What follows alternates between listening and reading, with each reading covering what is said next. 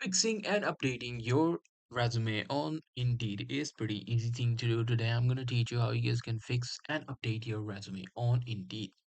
The process is pretty simple. For that, first of all, you need to have your resume, and then you can actually go to different website. If your resume is in PDF file, just search for PDF file editor online. Now there should be different PDF editors, but I would suggest you just use any of these. There are different ones, but the PDF Escape gives you one free edit, so I would suggest you can try this one. But it gives you free edit for per day, so you can use this to edit your PDFs and make your resume right. Once you have done with your PDF or your resume, you just have to be at the Google and search for Indeed, and then go to Indeed's website. In the Indeed's website, what you have to do is you simply have to look for any of the job that you want to apply. Suppose you want to apply for this one, you just have to click on this apply now, and it will take you to the Indeed's page.